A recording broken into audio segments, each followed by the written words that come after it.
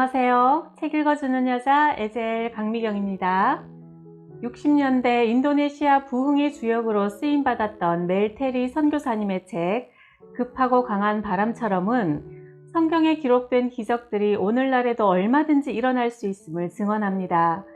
멜 테리 선교사님은 83년도에 우리나라에도 오셔서 CCC와 여러 교회에서 집회를 하셨다고 하는데요.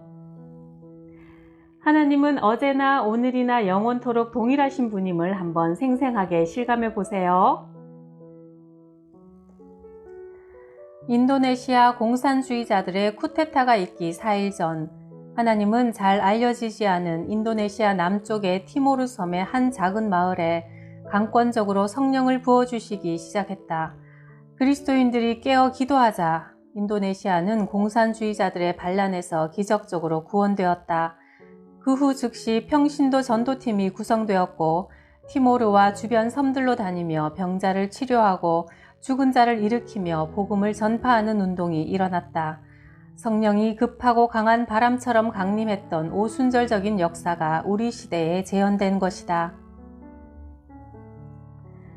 우리 교회 전도대가 암호항이라는 마을에 전도하러 갔는데 초상집이 있었다. 사람이 이틀 전에 죽었는데 유가족들이 우리에게 위로의 말을 부탁하며 청했다. 도착해보니 1000명이 넘는 사람들이 모여 있었다. 남자의 시체는 벌써 매우 부패해 있었다. 우리 열대지방에서는 사람이 죽고 6시간이 지나면 썩기 시작한다. 그러니 이틀이면 구역질이 날 정도라 시신은 보기에도 참혹하다. 우리가 조문객들 옆에 서 있는데 갑자기 주님이 말씀하셨다. 지금 저 관 곁에 가서 죽은 사람 주위에 둘러서서 찬송해라. 내가 그를 사망에서 생명으로 옮길 것이다.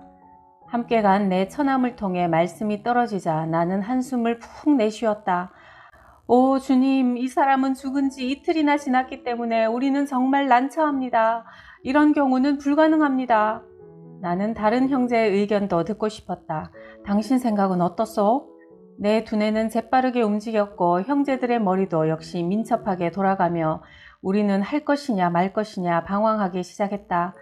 그 순간 우리는 하나님의 말씀을 신뢰하지 못해 실패했던 지난 일이 떠올랐고 나는 즉시 기도했다. 오 주님, 당신의 말씀을 믿을 수 있는 단순한 마음을 주옵소서. 우리의 믿음을 머리에서 가슴까지 30cm만 끌어내리면 오늘날도 하나님의 능력이 강력하게 역사할 것이다. 우리는 전과 같은 실패를 되풀이하지 않도록 주님께 복종하기로 결정하고 시체가 있는 곳으로 가서 빙 둘러서 찬송을 부르기 시작했다. 사탄은 우리에게 이렇게 속삭였다. 이미 다 썩은 사람을 두고 찬송하는 것은 바보짓이야. 썩는 냄새가 벌써 이렇게 진동하는데 너희가 시체 곁에 둘러서서 입을 열 때마다 독한 악취로 숨이 콱콱 막힐 것이다. 이런 일은 정말 바보짓이다. 그것은 사실이었다. 그러나 우리는 찬양하기 시작했다. 첫 번째 찬송이 끝났다. 아무 일도 일어나지 않았다. 우리는 다소 불안했다. 주님, 이 사람을 살리시려거든 빨리 일으켜주세요. 이 시체 주위에 서 있기도 어렵습니다. 역한 냄새 때문에 찬송을 부르기가 힘듭니다. 두 번째 찬송도 어렵게 끝났다. 아무 일도 없었다.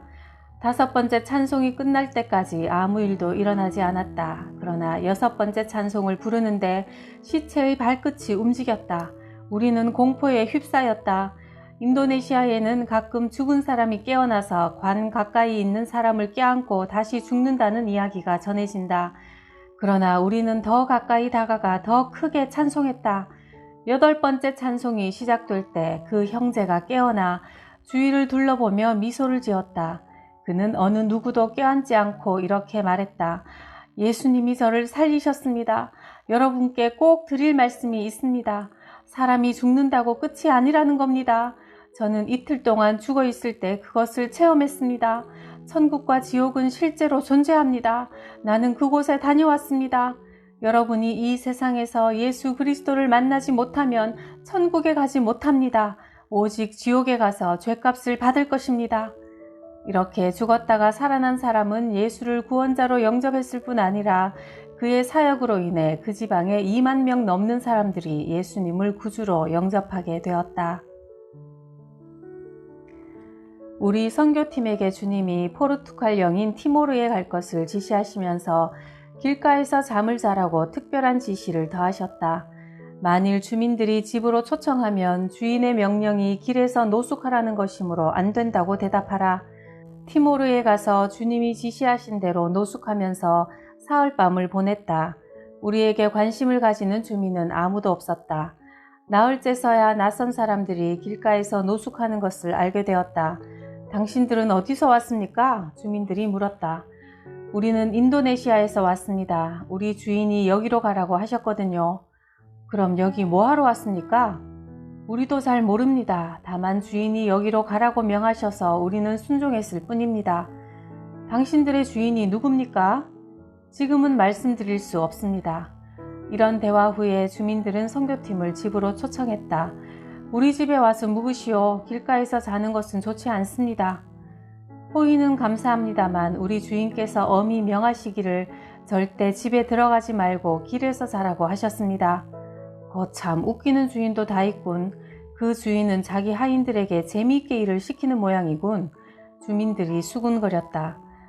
그러나 주민들은 시간이 지날수록 의심이 생겨 선교팀을 경찰에 신고했다. 즉시 달려온 경찰은 선교팀의 주인이 누구며 직업이 무언가 물었다. 1000명의 사람들을 모아주시면 대답하겠소. 그렇지 않으면 한마디도 말할 수 없습니다. 그래서 경찰은 사람들을 1000명 이상 모이게 했다. 선교팀이 모든 주민이 볼 수 있는 언덕에 서서 성경을 꺼내들고 설교를 시작했다. 우리 주인은 예수 그리스도이십니다. 그가 외치자 우리도 예수를 아오! 군중 속에서 어떤 사람이 소리쳤다. 우리 마을엔 신부님도 있어. 가서 신부님을 모셔오자. 그들이 몰려갔고 잠시 후 신부님이 매우 화가 나서 나타났다. 우리도 그리스도인이요. 신부가 볼멘 소리로 말했다. 선교 팀원들은 고개를 저으며 주님은 당신이 우상을 가지고 있다고 말씀하십니다. 선포했다. 우리에게 우상은 없어. 신부가 주장했다. 선교팀과 신부가 한동안 언쟁을 한 후에 성당으로 함께 가보기로 했다. 성당에 들어서자 거기는 여러 종류의 상들이 있었다. 이것들이 바로 당신의 우상이요. 선교 팀원들이 지적하자 이것은 우상이 아니요. 이 상들은 바울, 마리아, 예수, 요한 등 성자들이요. 신부는 매우 당황하며 말했다. 그러나 주님은 우리에게 이것들을 우상이라고 하셨습니다. 논쟁이 끝이 없을 것 같자 선교팀 중 한 사람이 제안했다. 이것이 우상인가 아닌가 하나님께서 판정하시도록 합시다. 신부님도 성경의 엘리야와 바알 선지자들 이야기를 잘 아시지요? 우리도 이 상들을 모아놓고 만일 하나님이 이것들을 기뻐하시지 않으시면 하늘에서 불을 내려 태우도록 기도합시다. 그 제안에 따라 모든 상들을 가운데 방으로 모았다. 모두 노쇠, 나무, 석고로 만든 것들이었다. 사람들은 상더미 뒤로 둘러섰고 선교팀원 한 사람이 기도했다. 하나님, 이 형상들이 하나님께서 기뻐하시지 않는 우상들이라면 엘리야의 기도를 들으시고 갈멜산에서 불을 내리신 것처럼 이 시간도 하늘에서 불을 내려 태워주옵소서. 아멘 소리가 끝나고 잠시 긴장된 침묵이 흘렀다. 갑자기 불이 번쩍하면서 날카로운 굉음이 들렸다. 마치 번개가 치는 것 같았다. 우상더미가 일순간 재가 되었다. 신부님은 흥분하여 손을 비비면서 말했다. 나머지 우상들도 태워야겠소. 교회 뒷뜰에 있으니 그것들도 모두 태워버립시다. 그래서 우리는 교회 뒤로 가서 다른 철제 조각들도 불태웠다. 그날 많은 사람들이 주님을 영접했고 선교팀이 그곳을 떠날 때 신부님이 간곡히 부탁했다. 주님이 허락하시면 꼭 다시 한번 와주세요. 우리 교인들 중에 한 형제가 집에 술을 숨겨놓고 있구나 하는 지적을 받았다. 무슨 소리야? 우리 집 어디에 술이 있단 말이야? 그는 회개를 거부하며 잡아뗐다. 그러자 주님은 그 형제가 24시간 안에 회개하지 않으면 죽을 것이라는 말씀을 주셨고 다음날 집회에 그 형제가 참석했을 때 회개할 시간이 1시간밖에 남지 않았다는 경고를 재차 받았다. 만일 주님 앞에 회개하지 않으면 당신은 죽을 것이요. 상관없어. 우리 집에는 술이 없으니까요. 그는 계속 고집을 부렸다. 형제님, 이제 주님이 허락하신 시간이 30분밖에 남지 않았어요. 교인들이 안타까운 표정으로 말해도 아니 여러분 미쳤습니까? 나는 회개할 것이 없다고요. 그는 계속 우겨댔다. 5분이 남았을 때 교인들은 다시 한번 애타게 호소했으나 그는 계속 웃기지 마시오. 나는 어떤 숨겨진 죄도 없는 사람이요. 고집할 뿐이었다. 제발 형제님, 주님이 지적하시는 죄를 회개하세요. 30초가 남았다. 젠장, 내게 그 이야기는 더 이상 하지 마시오. 이제 넌더리가 나요. 그가 마지막으로 한 말이었다. 3초, 2초, 1초. 그 사람은 푹 꼬꾸라져 죽었다. 잠시 무서운 침묵이 흘렀다. 그리고 그때까지 자신들의 죄를 빛 가운데 드러내길 거부하고 있던 다른 많은 사람들의 입에서 용서를 구하는 회개의 기도가 본물처럼 터져나왔다. 인도네시아 부흥의 특징 중 하나가 회개였다. 주님은 우리가 사탄의 권세에서 완전히 해방되어 자유롭게 살 수 있도록 우리 마음이 청결해지기를 원하셨다. 우리는 주님께 용서를 구했고 과거 모든 사탄과의 관계를 끊었다. 그 후에야 하나님은 우리에게 복음을 전할 수 있도록 길을 여셨고 복음을 전하러 나갈 때 하나님의 능력이 우리와 함께 하심을 똑똑히 볼 수 있었다. 소우라는 마을에서 5km쯤 떨어진 곳에 투바나오라 불리는 이교도 마을이 있었다. 어느 날 샘 회트라는 이교도 제사장이 그들이 섬기는 피해 신에게 희생제사를 드리고 있었다. 그 제사장은 나병 환자였는데 제사를 드리는 중에 예수님이 나타나셔서 나는 네가 찾고 있는 하나님이다. 이것은 나를 섬기는 방법이 아니다 하고 말씀하셨다. 주여, 당신은 누구시며 제가 어떻게 섬기기를 원하십니까? 제사장이 물었다. 내 이름과 나를 섬기는 법은 후에 알려주겠노라. 너는 먼저 이 모든 신상과 마법 기구들을 불태워라. 그러면 내가 다시 찾아와서 나에 관한 모든 것을 알려주겠다. 그리고 주님은 사라졌다. 그 제사장은 동네 사람들에게 하나님께서 그에게 나타나신 일과 제사기구를 불태우라고 명령했다는 것을 전했고 주민들은 그의 말대로 순종했다. 그리고 난 후 제사장이 기도했다. 하나님, 저는 당신이 명령하신 대로 신상을 다 불태웠습니다. 이제 저에게 다시 말씀하옵소서. 주님이 그에게 다시 나타나셨다. 내 이름은 예수다. 예수님은 구원과 그리스도인의 생활에 대해 성경을 풀어 설명해 주셨고 제사장의 문둥병도 고쳐주셨다. 그 제사장은 문맹이였는데 주님은 그에게 소우에 가서 연필과 종이를 사와라고 하셨다. 그가 연필과 종이를 사서 돌아오자 주님은 그의 손을 잡고 움직여 종이에 성경 구절을 써주셨다. 제사장은 티모르 표준어가 아닌 상형 문자를 사용했고 주님은 성경에 나오는 많은 이야기를 상형 문자로 적어주셨다. 이 책에 그 상형 문자의 사진도 실려 있습니다. 그는 주님이 적어주신 글들을 쉽게 읽을 수 있었고 즉시 마을 사람들에게 하나님을 증거했다. 그가 대제사장이었기에 사람들은 그의 말을 신뢰했고 예수를 믿게 되었다. 예수께서 친히 그들을 가르치셨고 우리가 복음을 전하러 그 마을에 갔을 때 우리는 그들에게서 이미 주님과 동행하는 거룩한 크리스천의 향기를 맡을 수 있었다. 어느 날 주님은 우리에게 정글에 있는 한 마을로 들어가라고 명하셨다. 티모르의 수도 쿠팡 근처에 있는 아주 무시무시한 곳이었다. 우상과 마법이 극심하고 여러 가지 독약을 제조하는 동네라 어떤 사람들은 그 동네에 가서 물 한 잔 얻어 마시고 나서 즉시 쓰러져 죽기도 했다. 그러나 주님은 나와 내 여동생 부부 그리고 다른 동료 4명에게 그 마을에 가라고 말씀하셔서 죽으면 죽으리라 각오하고 출발은 했지만 사실 겁이 나고 주저하는 마음이 있었다.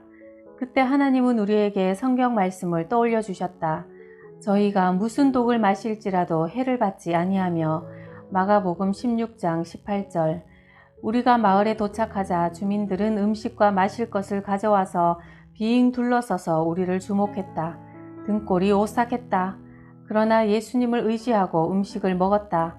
사실 먼 길을 걸었기 때문에 배도 고팠다. 배불리 먹은 후 우리는 복음을 전했고 몇 시간 후 집회가 끝났을 때 추장이 다가와 말했다. 선생님들은 아주 굉장한 능력을 갖고 계시는군요. 아니요, 천만의 말씀입니다. 저희는 아무 능력이 없습니다. 당신과 똑같아요. 그렇다면 어떤 굉장한 힘이 당신들을 보호하고 있군요. 나는 여러분이 먹을 음식에 우리가 만든 아주 강력한 독을 집어넣었어요. 그러니 당신들은 3분 내에 쓰러져 죽었어야 했습니다. 그런데 2시간이 넘었는데도 아무 탈이 없으니 여러분이 어떤 능력을 가졌거나 아니면 어떤 강력한 힘이 당신들을 보호하고 있음이 틀림없소. 아, 예, 하나님의 능력이 우리를 지키고 있습니다. 그게 정말이요? 그렇다면 나도 그 능력을 받고 싶소. 우리는 그에게 예수님의 십자가 사랑에 관해 이야기해 주었다. 예, 알겠습니다. 저도 그 예수님을 믿겠습니다. 그는 당장 집으로 달려가 모든 부적과 마법 도구들을 가져다 태워버리고 주님께 감사 기도를 드렸다. 예수님, 오늘 저의 생명을 구원해 주셔서 참으로 놀랍고 기쁘고 감사드립니다. 아멘. 주님이 우리 전도팀을 큰 강을 건너야 하는 티모르의 어느 지역에 보낸 적이 있다. 노에미나 강은 티모르에서 가장 큰 강인데 폭이 약 300m로 다리가 없었다. 마침 또 홍수기라 강의 수심이 6, 7m나 되었고 물살도 무척 세어 큰 나무들이 흙탕물 속에 떠내려갔다. 전도팀은 강가에 도착해서 겁을 먹었다. 사실 제정신을 가진 사람은 홍수 때 강을 건널 생각도 하지 않는다. 미친 사람도 그런 짓은 하지 않을 것이다. 전도팀은 강가에 서서 기도했다. 주님, 우리가 어떻게 해야 합니까? 주님은 분명히 말씀하셨다. 강을 건너가라. 보통 인도네시아에서 우기 중에는 전도 여행을 하지 않는다. 우기에는 심한 폭우가 40일이나 밤낮 쏟아지니 어떻게 여행을 하겠는가? 그러나 지금은 주님이 가라 하셔서 순종하여 온 것이니 주님을 의지하고 지시를 따를 수밖에 없는 것이다. 강가에 모여있던 이교도들이 이들에게 물었다. 당신은 무엇하는 사람들이요? 우리는 복음을 전하러 다니는데 강을 건너려고 합니다. 당신들 미쳤군요. 지금 강을 건넌다면 모두 익사해서 당신들의 신께 시체를 바치게 될 것이요. 심지어 우리를 지켜보던 몇몇 그리스도인들도 주님께서 뱀처럼 지혜로우라고 하셨어요. 지금은 마음을 가라앉히고 강가에서 기다리는 것이 현명합니다. 하고 충고했다. 지금 강을 건너가다가 여러분들이 모두 죽으면 누가 하나님을 믿고 섬기겠소? 물이 줄어들면 우리가 강 건너는 것을 도와주겠소? 아니요, 주님은 바로 지금 건너라고 하셨소. 전도팀이 담담하게 주위 사람들에게 선포했다. 팀원들 간에도 약간의 동료가 있었다. 지금은 건너지 말자. 아무래도 무리야. 그 순간 한 형제가 말했다. 여러분, 사람들의 충고를 따르기 원한다면 여기서 기다리시오. 그러나 나는 바로 지금 주님께 복종하겠소. 주님은 우리에게 지금 강을 건너라고 하셨는데 우리는 망설이고 있습니다. 주님의 명령은 바로 지금이요. 천사가 요셉에게 나타나 지금 마리아와 예수를 데리고 애굽으로 가라고 명했을 때 만일 요셉이 즉시 순종하지 않고 아침까지 주저했다면 어떻게 되었겠소? 예수는 죽임을 당했을 것이요. 다른 팀원들이 계속 머뭇거리자 그 형제는 강물에 들어섰다. 안 돼요! 당신은 죽어요! 사람들이 비명을 질렀다. 만일 제가 죽는다면 사람들에게 제가 어리석어서 죽었다고 하지 말고 우리 주님께 순종하다가 죽었다고 전해주시오. 그가 돌아보며 웃었다. 첫 발을 강 속에 들여놓자 물이 종아리까지 찼다. 5발, 6발, 물이 무릎을 넘지 않았다. 그 형제가 수십 6m는 좋게 될 강 중간까지 갔는데도 물은 그의 무릎에서 찰랑거렸다. 강 가운데 서서 그가 전도팀을 돌아보며 소리쳤다. 강물이 깊지 않아요. 건너오세요. 형제, 지금 강바닥에 서 있는 것이요? 아니면 물속에 서 있는 거요? 저도 잘 모르겠지만 강바닥처럼 느껴져요. 발밑이 딱딱해요. 바닥이 바로 제 발 아래예요. 그때까지 모든 사람들이 그 강의 수심이 6, 7m가 되는 것으로 알고 있었다. 그래서 그를 쳐다보는 사람들에게는 그 형제가 물속에 서 있는 것처럼 보였다. 빨리 건너와요! 모든 전도팀들도 용기를 내어 강물에 들어서자 그들도 발이 땅에 닿는 똑같은 경험을 했다. 이것을 보고 있던 이교도들이 물이 깊지 않은 것으로 생각하고 강 속으로 뛰어들어 첫 발을 강에 들여놓자 물속으로 휩쓸려 들어갔다.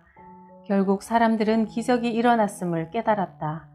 네가 물 가운데로 지날 때에 내가 함께 할 것이라. 강을 건널 때 물이 너를 침몰치 못할 것이며 이사야 43장 2절. 우리 하나님은 자기 백성들에게 하신 말씀을 이루시는 분이셨다. 내가 눈힐바 지방에서 복음을 전하던 어느 날 예배 전 기도회에서 주님은 오늘 밤 400여 명의 사람들이 우리를 죽이려고 교회로 쳐들어올 것이라고 말씀해 주셨다. 그러나 걱정하지 말고 찬송과 기도를 계속하고 복음을 전하라고 위로의 약속도 주셨다. 내가 너희를 지키리라. 그날 밤 수백 명의 폭도들이 칼, 곤봉 등의 흉기를 가지고 교회를 둘러쌌다. 교회를 불태울 휘발유통도 가지고 있었다. 폭도들은 죽여라, 부셔라는 흉악한 소리를 질러댔다. 우리는 교회 문을 잠그려고 했지만 주님이 문을 열어놓으라고 하셨다. 폭도들은 교회로 들어오려고 시도했으나 들어오지 못했다. 마치 천사들이 문을 둘러 지키는 것 같았다. 한 사람이 간신히 교회 안에 들어왔는데 그는 독이 묻어있는 칼을 들고 있었다. 칼 끝에는 독이 발라져 있어 누구든 베기만 하면 죽는다. 그는 우리를 죽이려고 칼을 휘둘렀지만 주께서 그를 어지럽게 만들어 그는 제자리에서 빙글빙글 돌다가 칼을 떨어뜨리고는 밖으로 뛰쳐나갔다. 우리는 그냥 앉은 채로 주를 찬양할 뿐이었다. 시간은 밤 11시쯤 막 퇴근하던 한 경찰관이 있었다. 그가 트럭을 몰고 귀가하던 중 큰 길 사거리에 도달하기 전 주님은 그에게 왼쪽으로 돌아 교회로 가라고 말씀하셨다. 나의 종들이 위험에 처해 있다. 그는 중얼거렸다. 이게 무슨 소리야? 나는 지금 졸려 죽겠는데? 그리고 사거리에 오자 집으로 가려고 핸들을 오른쪽으로 꺾었다. 그런데 아무리 애를 써도 차는 왼쪽으로 돌아갔다. 경찰은 매우 화가 났다. 이놈의 차가 고장이 났나? 어떤 큰 소리가 다시 그에게 지시했다. 교회로 가라. 하나님, 이 소리가 당신에게서 온 것이라면 직접 운전해 주십시오. 나는 교회가 어디 있는지 모릅니다. 주께서 트럭을 왼쪽 오른쪽으로 인도하기 시작했다. 경찰은 손을 핸들 위에 올려놓고 발로 가속 페달만 밟았다. 결국 차는 우리가 곤경에 빠져있던 교회에 도착했다. 경찰은 교회에 도착하자 큰 소리로 교인들은 즉시 트럭에 다 타라고 소리쳤다. 밖에 있던 군중들은 경찰이 이 녀석들을 감옥에 집어넣을 모양이구나 생각하고 즐거워하며 트럭이 출발하자 환호했다.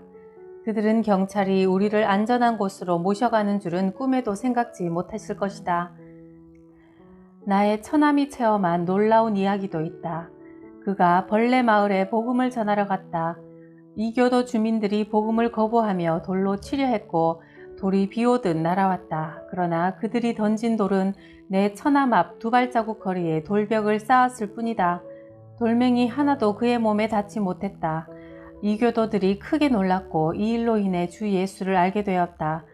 이처럼 우리는 선교하는 동안 주께서 우리를 친히 보호하고 계심을 많이 체험할 수 있었다. 수마트라 정글에서 주를 위해 일하는 형제 자매들이 있다. 그들은 자주 강을 건너게 되는데 어느 날 한 형제가 강을 건너가고 있었다. 그는 수영을 할 줄 몰랐고 홍수라 강물은 가슴까지 차올랐다. 이슬람 교도와 이교도들이 강둑에 서 있다가 웃어댔다. 오늘 저 친구 장사날이군. 악어떼가 그를 삼키려고 접근하고 있었던 것이다. 악어들은 꼬리로 그 형제를 박살내려 했다. 악어들이 꼬리로 치는 힘은 카누가 반동강이 날 정도로 세다. 그 순간 이 형제가 마가복음 16장 18절 믿는 사람들에게는 이런 표적이 따르리니 손으로 뱀을 집어들며 라는 말씀을 기억하고 담대히 외쳤다. 이 악어들아, 예수 그리스도 이름으로 내가 명하노니 이곳에서 당장 떠나가라. 그러자 악어들이 휙휙 방향을 돌리더니 헤엄쳐 사라졌다. 강둑에서 구경하던 사람들이 크게 놀랐다. 이런 일은 생전 처음 보는군. 악어들이 어떻게 저 사람 말에 복종하지? 악어는 이 세상에서 가장 어리석은 동물 중 하나다. 악어의 뇌는 아주 조그맣다. 중요한 것은 형제가 예수 이름으로 악어에게 명령했을 때 악어가 알아듣고 사라졌다는 점이다. 이 광경을 본 많은 사람들이 예수를 영접했다. 할렐루야. 1965년 9월 26일 밤 200여 명의 교인들이 교회에 모여 기도하는 중에 갑자기 이상한 일이 일어났다. 장로교인 우리는 사도행전 2장의 오순절 성령 강림 사건을 옛날 이야기로만 알았었다. 그동안 우리 목사님은 늘 이렇게 말해왔다. 하나님께서 2000년 전 교회에 성령을 주셨으므로 교회에 속한 오늘날의 모든 사람은 자동적으로 성령 세례를 받은 것입니다. 그러나 그날 밤 하나님은 성령 세례가 이미 자동적으로 다 실행된 것이 아님을 보게 하셨다. 하나님은 예수 그리스도를 전 인류에게 주셨지만 각 사람이 예수님을 구원자로 영접해야 구원을 얻을 수 있듯이 우리는 각자 성령 세례를 받기 위해 기도해야 하고 예수님과 인격적으로 만나는 개인적인 체험을 해야만 한다. 이것은 교회만 다닌다고 자동적으로 되는 것이 아니다. 인도네시아는 300년쯤 독일 선교사들이 와서 복음을 전했고 약간의 크리스천이 있었지만 아직 이방 풍속의 국가이다. 심지어 교회 다니는 우리도 병이 들면 무당을 찾아가고 무당이 푸닥거리를 하면 치료가 되기도 하였다. 그것은 정말 무서운 상태였다. 우리는 그리스도인이라고 하면서도 하나님의 능력을 체험하지 못하고 영적으로 죽어있는 자들이었다. 그러니 교회는 시체 보관소처럼 조용하기만 했다. 그러나 주님은 그날 밤 신앙은 타인의 경험에 의지하는 것이 아니라 각자가 살아계신 하나님을 만나야 함을 알려주셨다. 나는 내 여동생 뒤에 앉아있다가 급하고 강한 바람 소리를 들었다. 그것은 마치 작은 회오리 바람 소리 같았다. 주위를 둘러보아도 아무것도 없어 여동생의 등을 두드렸다. 너 이상한 소리 못 들었니? 응, 나도 들었어. 그렇지만 잊어버리고 기도에 집중하자, 오빠. 그녀는 기도를 시작했고 그와 동시에 여러 사람이 한꺼번에 기도하는 소리가 들렸다. 그동안 우리 교회는 엄격한 질서 속에서 한 사람의 기도가 끝난 다음 사람이 기도를 이어가는 식으로 기도회를 해왔었다. 그리고 미리 작성한 기도문을 읽기만 했다.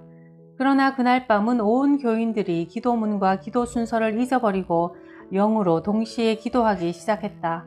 오 예수님, 우리 교회가 이상해졌습니다. 교인들의 기도에 질서가 없어졌습니다. 당황한 내가 목사님을 쳐다보자 걱정스러운 기색이 얼굴에 역력했다. 그때 교회 맞은편에 있는 파출소에서 화재 비상벨이 급하게 울렸다. 경찰관이 우리 교회가 불타는 것을 보고 마을 사람들에게 화재 발생을 알리는 비상벨을 누른 것이다. 인도네시아, 특히 티모르에는 소방차가 없다.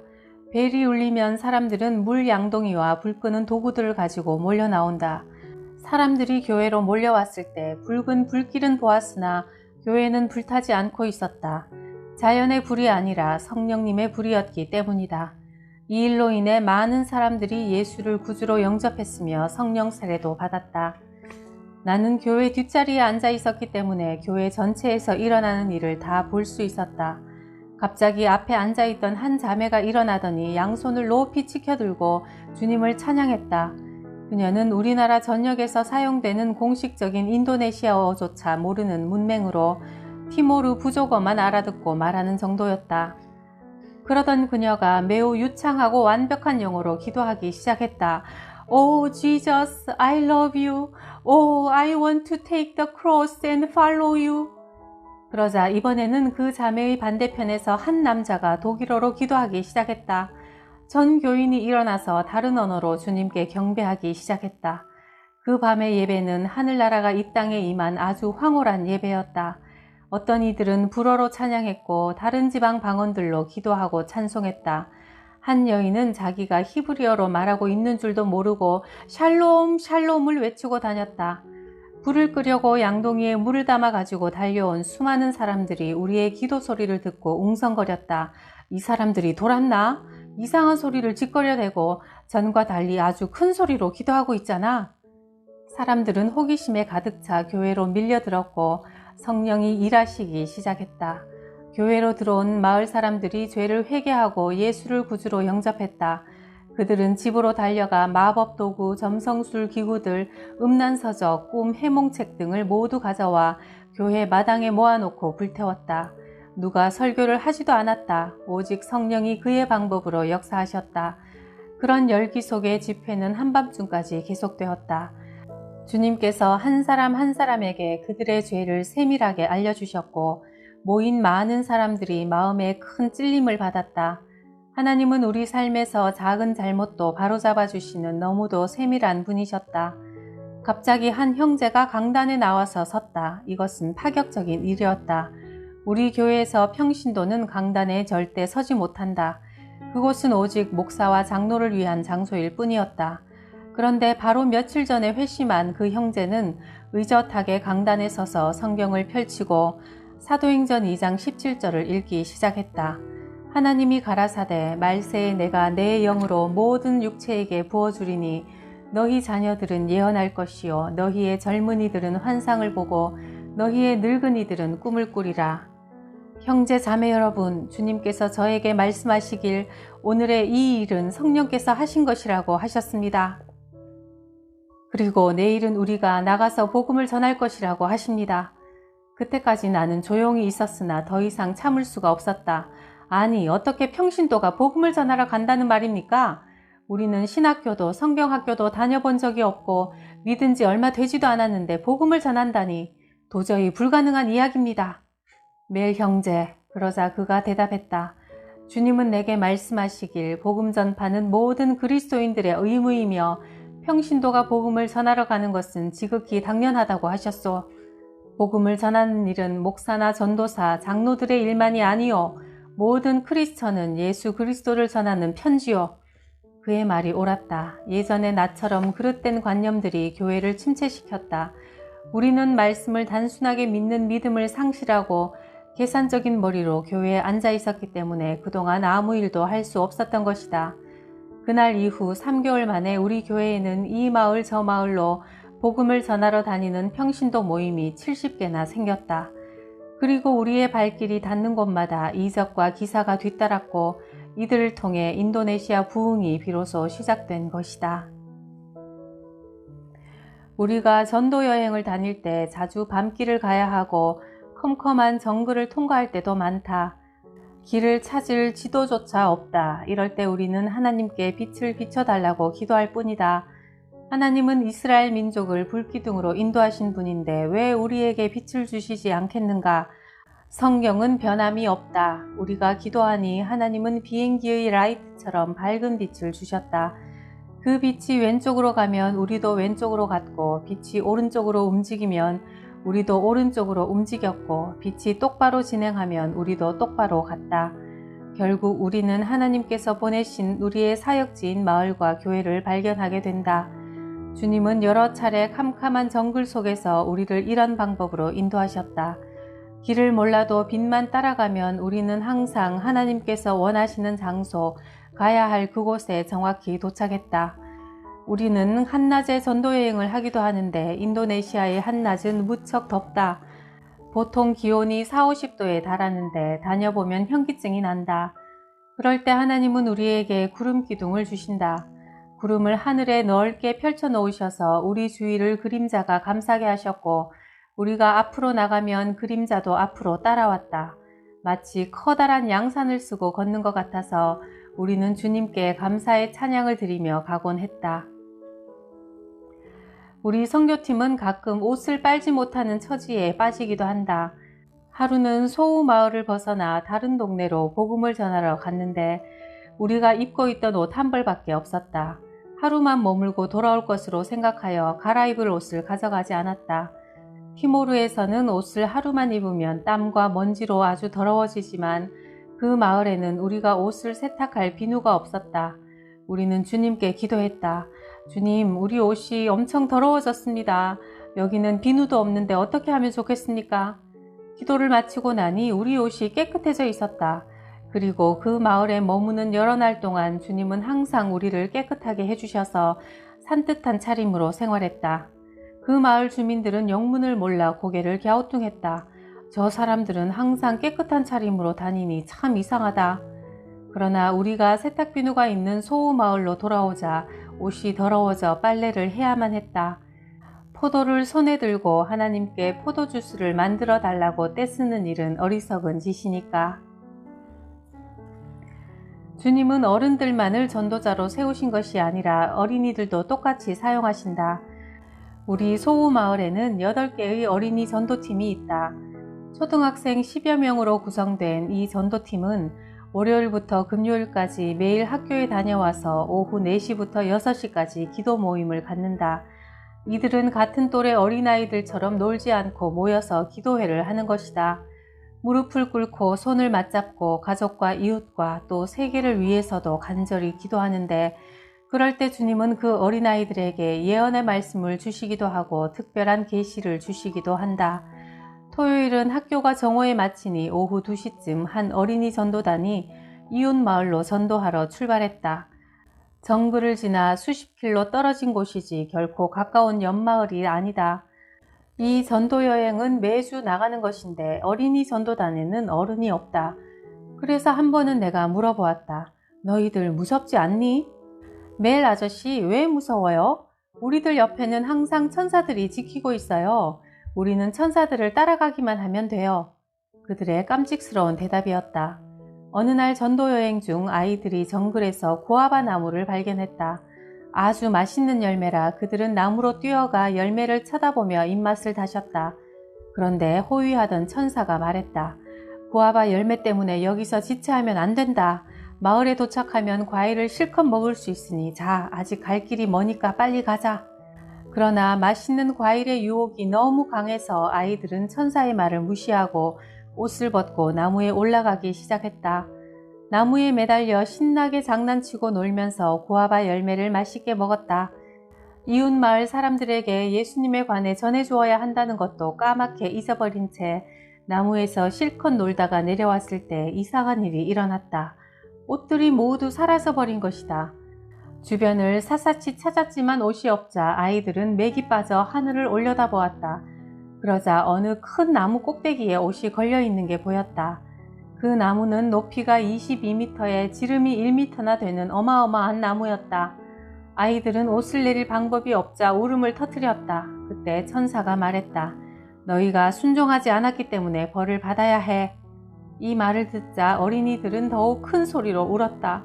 너희가 진정으로 회개하면 내가 옷을 다시 찾아주마. 아이들은 무릎을 꿇고 주님께 죄를 고백하고 회개했다. 이제 됐다. 누가 한 명 나무에 올라가렴. 나무가 너무나 크고 굵어서 우리는 도저히 올라갈 수 없어요. 내가 너희의 발을 도마뱀처럼 미끄러지지 않도록 해주겠다.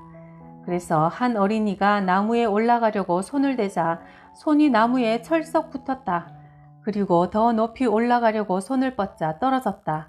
발도 마찬가지로 나무 껍질에 착착 붙었다. 아이는 쉽게 나무 꼭대기까지 올라갔고 친구들의 옷을 다 모아가지고 내려왔다. 주일에 어린이 전도대는 교회에서 이 간증을 했고 많은 사람이 주님을 영접했다. 나는 원래 의학 박사가 되기 위해 모스크바에 유학 갈 생각으로 러시아 장학금까지 받아놓은 상태였다. 온 가족이 이 일을 기뻐했고 나도 의사가 되고 싶었다. 우리나라에서 의사들은 아주 부유하고 만족한 생활을 하기 때문이다. 그래서 나는 하나님께 외국에 가서 공부할 수 있도록 해달라고 기도했는데 하나님은 내게 주의 종이 되기 원한다는 마음을 주셨다. 주님, 제가 의사가 되면 헌금을 많이 하겠습니다. 주님이 물었다. 그래, 얼마나 헌금하려고 하느냐? 예, 버는 돈의 10%는 할 겁니다. 나는 돈이 필요 없다. 하나님, 그러면 20%는 어떻습니까? 나는 너의 돈을 원치 않는다. 50%는요? 나는 모든 환자들에게 복음을 전할 것이고 내가 버는 수입의 절반을 헌금하겠습니다. 아니다. 나는 네가 전적으로 내 일만 하는 사람이 되기를 원한다. 그럼 70%는요? 예수님, 이 제안을 받아들이는 것이 좋을 겁니다. 이건 정말 제가 진짜 희생하는 거니까요. 사랑하는 아들아, 나는 너의 돈을 원하는 것이 아니라 너를 원한다. 주께서 분명히 말씀하셨다. 오 주님, 그렇다면 정확한 답을 주옵소서. 내일 아침까지 응답을 주시면 복음을 전하러 가겠습니다. 주님은 응답하셨다. 아침 5시 나는 잠에서 깨어 침대 밖으로 나가려 했는데 매우 강력한 힘이 나를 꼼짝 못하게 눌렀다. 나는 어머니가 마귀에 눌리는 사람이 있다고 하던 말이 기억나 기도했다. 오 예수님, 이것이 마귀라면 저를 구해주세요. 기도하는 중에 환상을 보았다. 갑자기 하늘에서 십자가가 내려왔고 십자가 앞에 한 사람이 흰옷을 입고 나타났다. 그 얼굴은 내가 전에 보지 못한 가장 아름답고 빛나는 얼굴이었고 눈에서는 경이롭고 무한한 사랑이 흘러나왔다. 나는 더 이상 누워있을 수가 없어 무릎을 꿇고 주님의 다리를 껴안았다. 오 예수님, 저는 당신을 섬기고 싶습니다. 그러나 그 방법을 모르겠습니다. 그러자 조용한 목소리가 들려왔다. 걱정하지 마라. 내가 너를 위해 길을 예비하고 인도하리라. 나는 그때 주 예수 그리스도께서 나에게 자신을 계시하셨고 내가 그를 섬기는 자가 되길 원한다고 정확한 부르심을 주셨음을 깨달았다. 그 순간 환상이 사라지고 나는 깨어났다. 나는 의사가 되기 위해 모스크바에 유학할 생각을 버리고 전 생애를 예수 그리스도께 드렸다. 그리고 이 마을 저 마을로 복음 전하러 다니는 전도자의 삶을 시작한 것이다. 하나님은 하나님을 신뢰하고 순종하는 사람들을 통해서 오늘도 사도행전의 기적들을 이루고 계십니다. 올 한 해 우리도 기도에 힘쓰고 성령으로 충만해서 하나님의 살아계심을 나타내는 주인공들이 됩시다. 구독, 좋아요, 댓글에 은혜에 감사드려요.